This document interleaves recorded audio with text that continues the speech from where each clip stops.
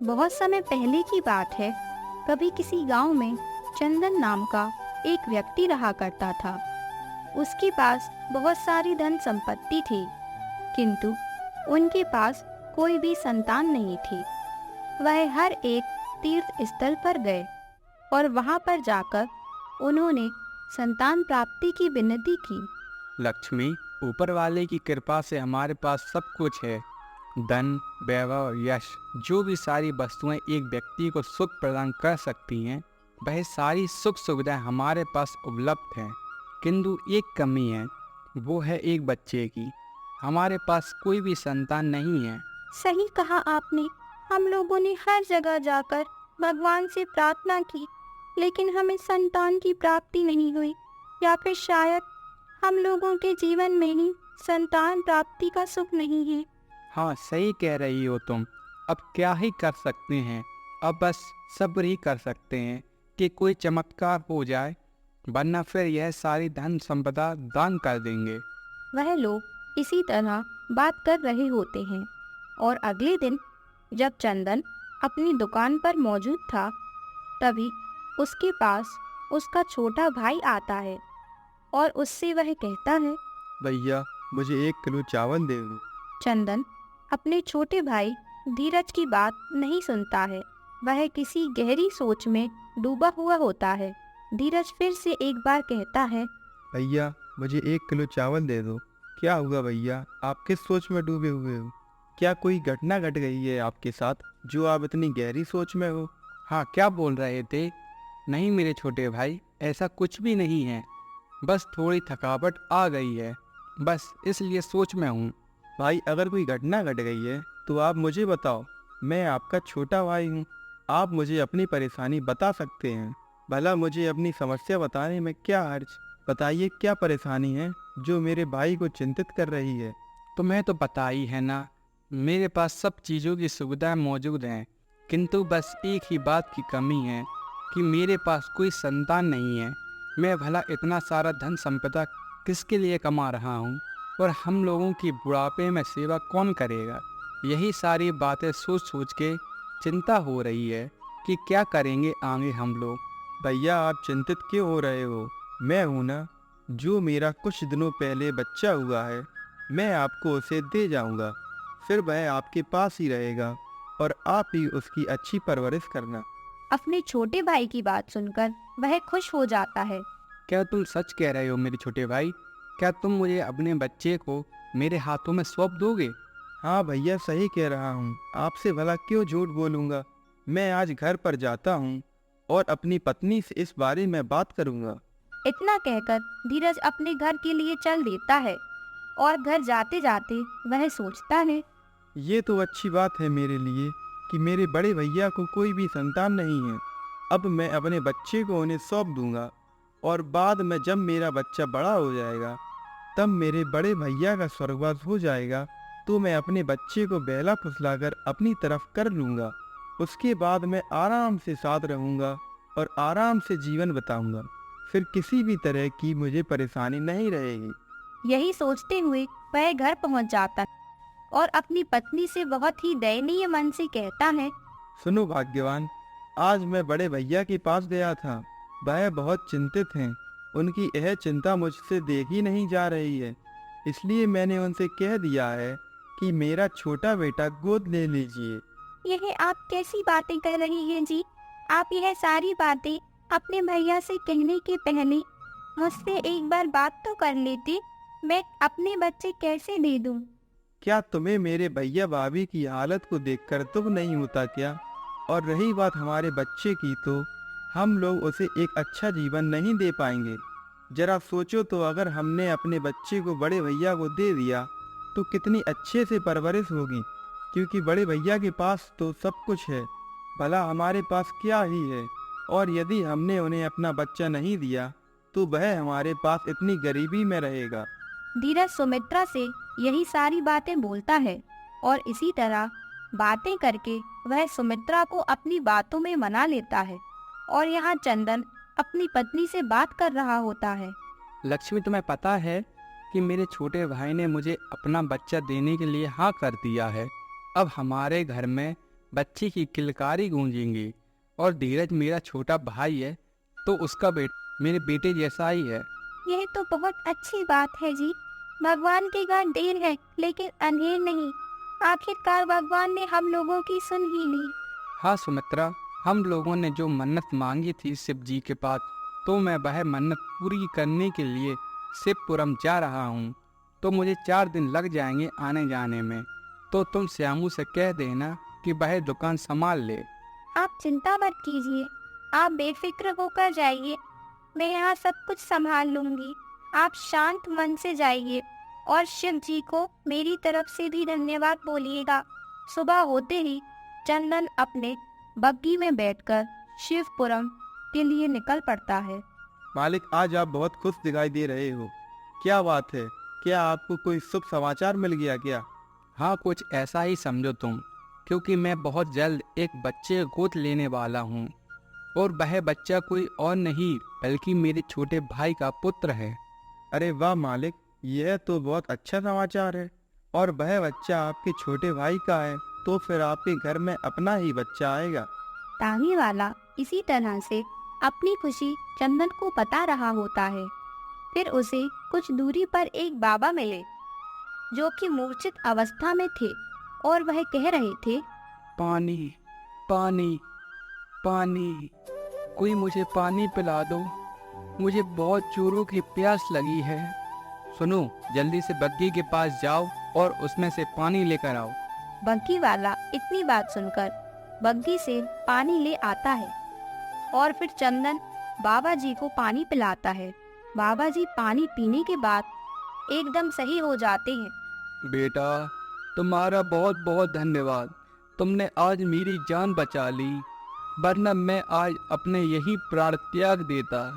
वैसे बेटा, तुम्हारा नाम क्या है और तुम इस रास्ते से कहाँ जा रहे हो?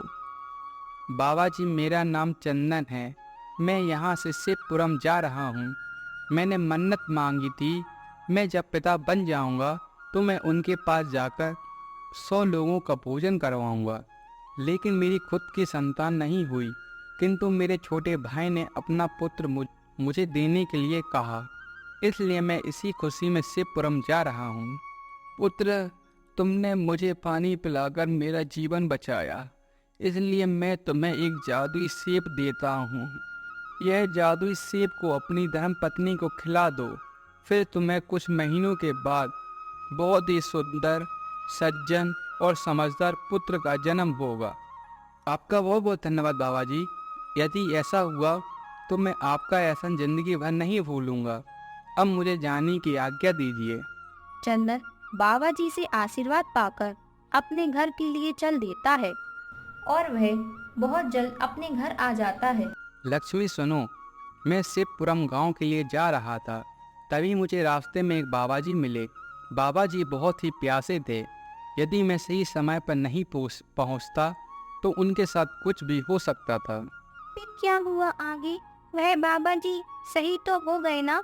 हाँ, वह सही हैं। मैंने उन्हें पानी पिला दिया था तो उन्होंने प्रसन्न होकर मुझे यह सेब दिया। और यह सेब कोई आम सेब नहीं है, बल्कि यह जादुई सेब है। उन्होंने कहा कि यह सेब अपने धर्मपत्नी को खिला देना, उसके बाद तुम्हारे यहाँ बहुत जल्द बच्चा होगा। यह तो बहुत अच्छी बात है, मैं जरूर इस फल को खाऊंगी। इतना कहकर लक्ष्मी वहाँ से चली जाती है और अपने कमरे में आ जाती है और वहाँ जाकर खुद से सोचती है, हे भगवान, मैंने कितने सारे उपाय किए, कितनी जगह मन्नत मांगी, लेकिन कहीं कुछ भी नहीं हुआ। और अब ये फल ले आए।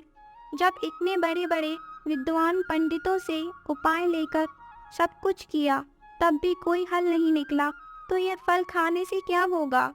एक काम करती हूँ, जब कल सुमित्रा अपना बच्चा मुझे देने के लिए आएगी, तब उसे मैं ये फल दे दूंगी।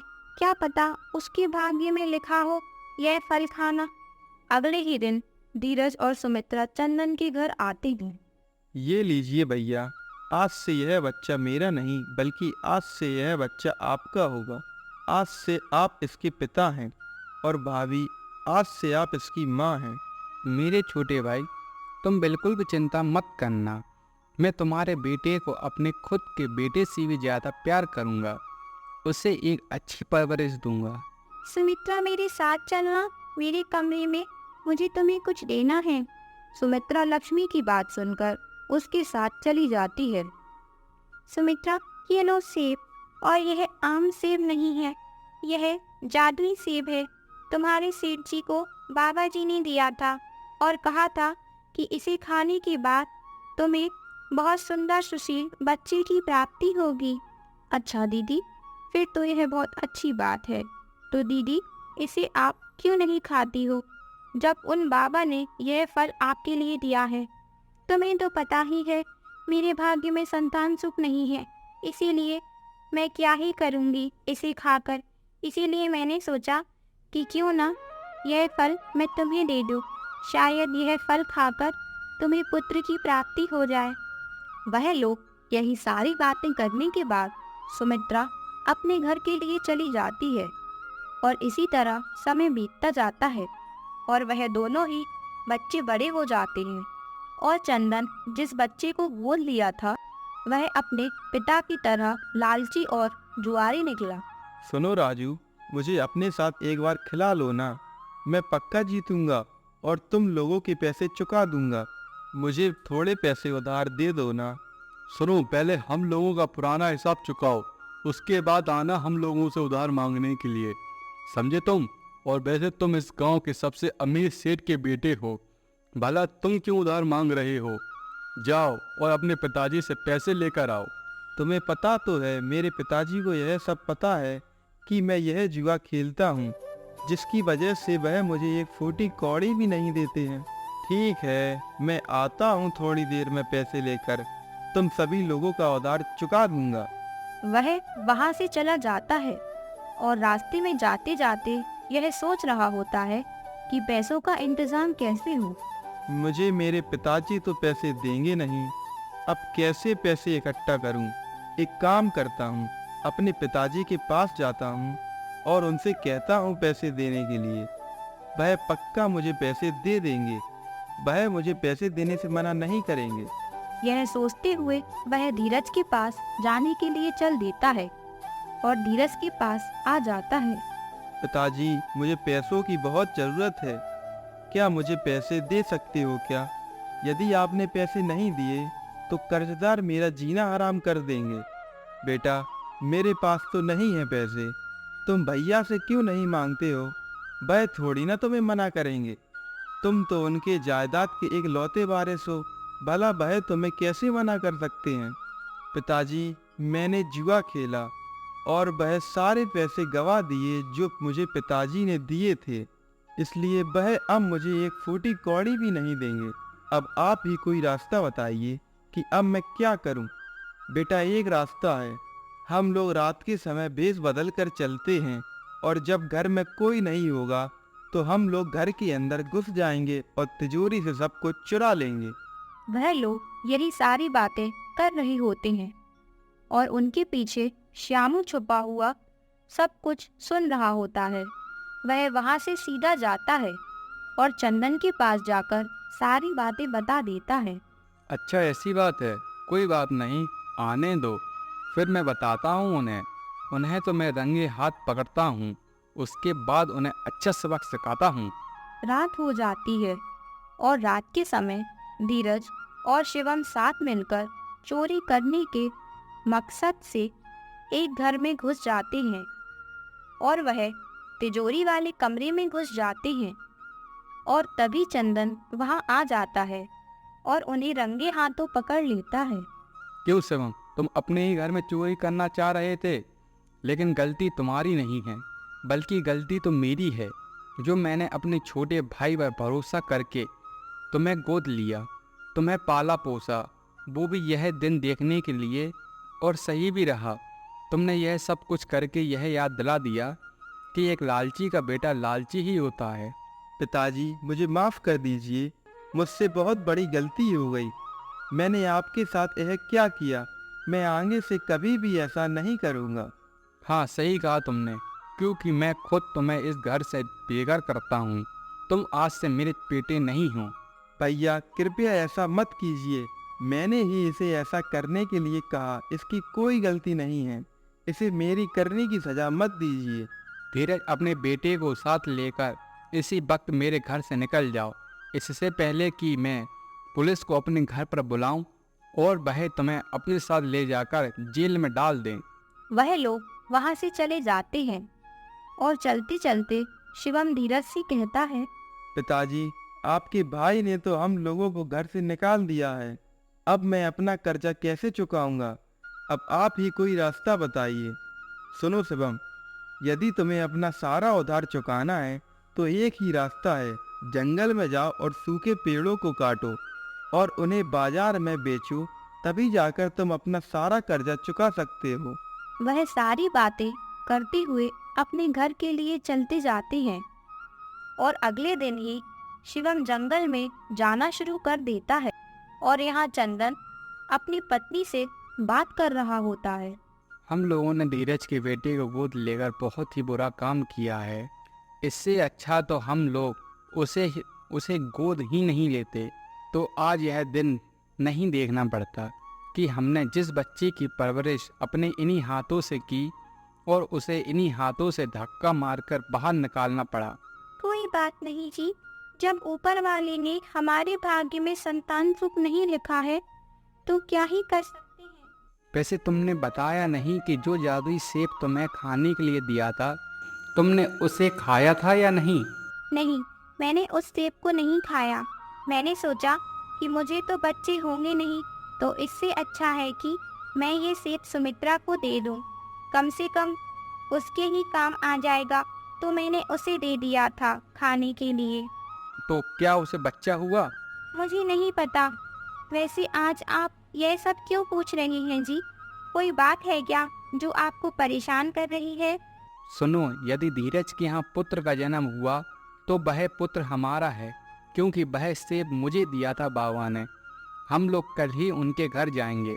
यहाँ पर यह लोग यही सारी बातें कर रहे होते हैं और वहाँ शिवम लकड़ी काट रहा होता है और लकड़ी काटने के बाद वह जंगल में घुसता ही जा रहा था तो उसे उस जंगल के रास्ते में एक साधु मिले। शिवम ने साधु को प्रणाम किया। उसने साधु से पूछा, बाबा जी, आप कौन हैं और इस जंगल में क्या कर रहे हो? आप इस जंगल में भटक गए हैं क्या, या फिर आप यहाँ से गुजर रहे थे? बताइए बाबा, मैं आपकी क्या सेवा कर सकता हूँ? पुत्र, मैं काशी विश्वनाथ जा रहा हूँ बाबा के दर्शन करने के लिए, और मेरे साथ जो भी खाने का सामान था वह सब कुछ खत्म हो गया और मुझे बहुत जोरों की भूख लगी है। इसलिए क्या तुम मुझे कुछ खाने के लिए दे सकते हो क्या? हाँ बाबा, मेरे पास खाना है, मैंने अभी नहीं खाया है। आप यहीं रुकिए, मैं अभी लेकर आता हूँ। शिवम के पास जो भोजन था उसमें से आधा उसने साधु महाराज को खिला दिया। साधु ने खुश होकर उससे कहा, पुत्र, तुमने मुझे अपने हिस्से में से खाना खिलाया है, इसलिए मैं तुमसे प्रसन्न हूँ। बताओ कि तुम्हें क्या चाहिए? बाबा, मैं बहुत निर्धन हूँ, मेरे ऊपर बहुत सारा उधार है। मुझे कर्जदारों ने बहुत परेशान कर रखा है कि मुझे बहुत सा धन प्राप्त हो जाए, जिससे मैं उन सभी लोगों का उधार लौटा सकूं। साधु ने उसकी बात सुनकर उसे 4 दीपक दिए। साधु महाराज कहने लगे कि पुत्र, मैं तुम्हारी समस्या समझ सकता हूँ, लेकिन तुम चिंता मत करो, मैं तुम्हारी मदद अवश्य करूँगा। ये लो 4 जादुई दीपक। पहला दीपक जलाकर पूर्व दिशा की ओर चलना शुरू करना, और जिस स्थान पर यह दीपक बुझ जाए उस स्थान पर तुम मिट्टी खोदना। वहाँ से तुम्हें जमीन में गड़ा हुआ धन प्राप्त होगा। उसके पश्चात भी तुमको अधिक धन पाने की इच्छा हो तो दूसरा दीपक जलाकर पश्चिम की दिशा की ओर चले जाना। वहाँ भी तुम्हें जमीन में गड़ा हुआ धन प्राप्त होगा। उसके पश्चात भी यदि तुम संतुष्ट ना हो तो तुम दीपक जलाकर उत्तर दिशा की ओर चले जाना। वहाँ भी तुम्हें धन प्राप्त होगा। फिर बाबा जी शिवम को चेतावनी देते हुए उससे कहते हैं, पुत्र, तुम याद रखना कि तुम सिर्फ इन 3 दीपक को जलाकर उन 3 दिशाओं में ही जा सकते हो, और भूल कर भी दक्षिण दिशा वाला दीपक जलाकर उस ओर मत जाना। वहाँ तुम्हारे जीवन के लिए बहुत खतरा है। ठीक है बाबा जी, मैं आपकी यह चेतावनी याद रखूंगा और आपका बहुत बहुत धन्यवाद कि आपने मेरे लिए यह सब कुछ किया। मैं आपका यह उपकार जिंदगी भर याद रखूंगा। शिवम साधु को प्रणाम करके वहां से चल पड़ता है। साधु की बात की सत्यता को परखने के लिए वह उस पूर्व दिशा के लिए चल पड़ता है, लेकिन उसके अंदर बहुत ही लालच भरा हुआ था। इसीलिए वह सारा धन पाने की इच्छा में चलता ही जा रहा था। तो शिवम के साथ क्या होता है, यह जानने के लिए अगले भाग के लिए तैयार रहिए। यदि आप लोग ज़्यादा कमेंट करते हैं अगले भाग के लिए तो हम जल्दी ही लाएंगे। तब तक के लिए आप पहला भाग ही देखिए।